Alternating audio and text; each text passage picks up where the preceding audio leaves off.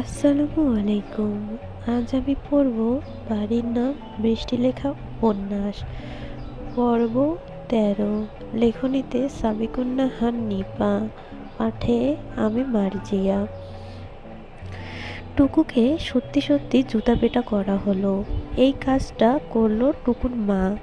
টুকু মাথা নিচু করে মার খেলো, কোনো অভিযোগ করলো না।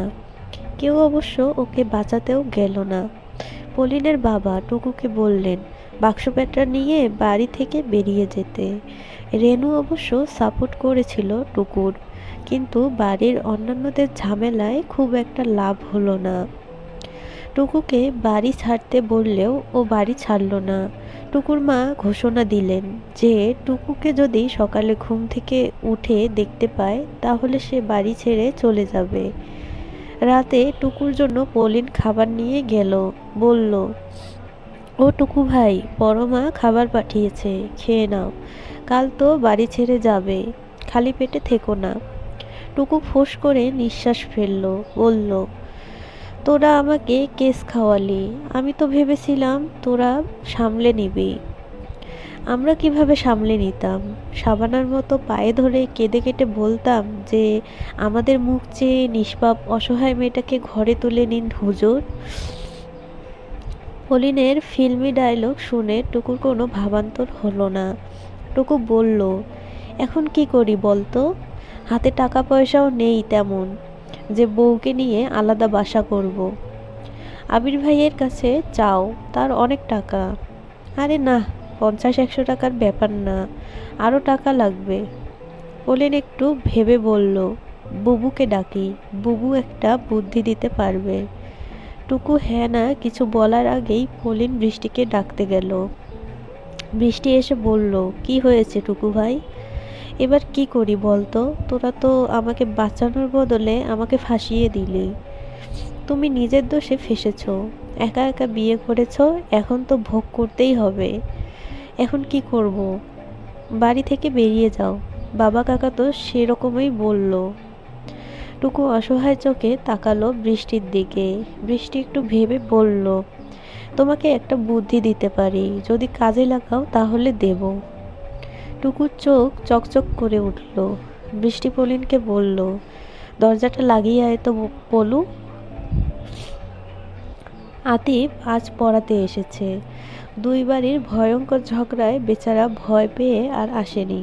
সকালে বাজারে পলিনের বাবার সঙ্গে দেখা হলে সে বলল পড়াতে যেতে। তারপর সাহস করে আজ এসেছে।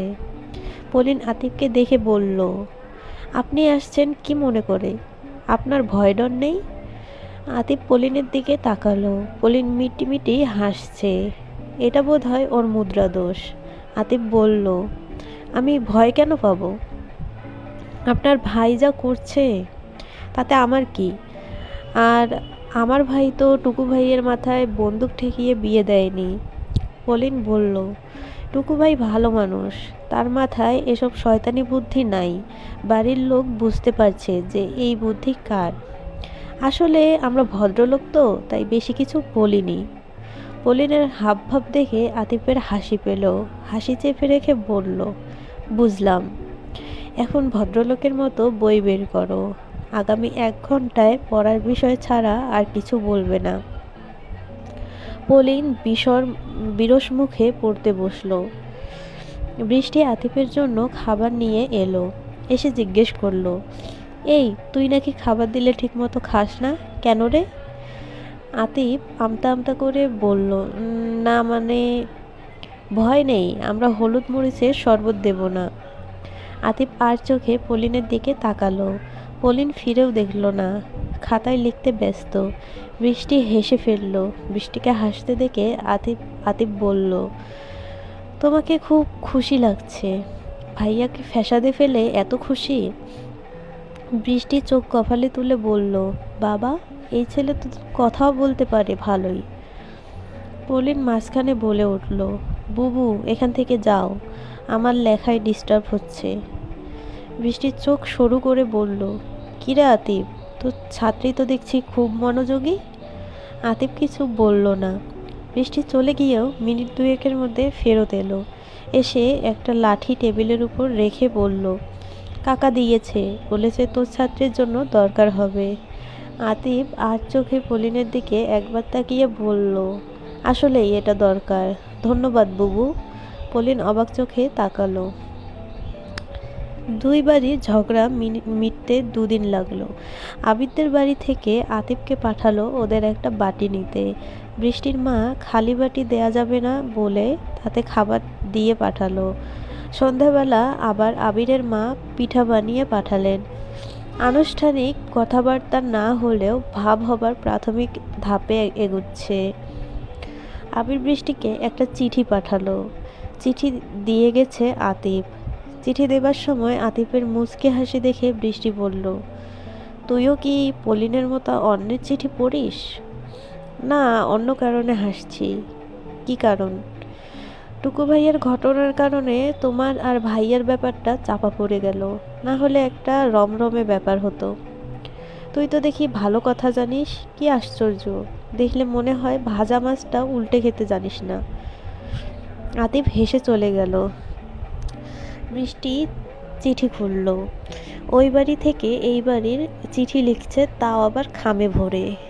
চিঠির শুরুতে কোনো সম্বোধন নেই, তবে বৃষ্টিকে যে লিখেছে সেটা স্পষ্ট। লিখেছে, পলিন অসভ্যটাকে বলিস আমার সামনে না পড়তে। ইট দিয়ে মেরে মেরে ওর দাঁত আমি ভাঙবো। আতিফের কাছে আমার নামে কুটনামি করে, ওর সাহস দেখে আমি স্তম্ভিত। ওর ব্যবস্থা নেব।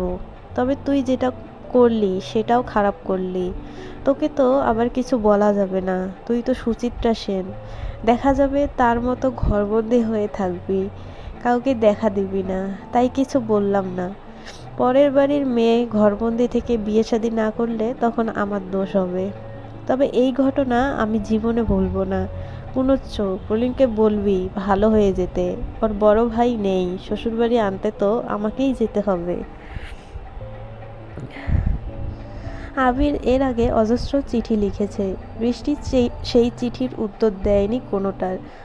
আজই প্রথম উত্তর লিখে পাঠালো, ওর মতো করেই সম্বোধন ছাড়া। লিখল, চোরের মায়ের যে বড় গলা সেটা তোমাকে দেখে বুঝলাম।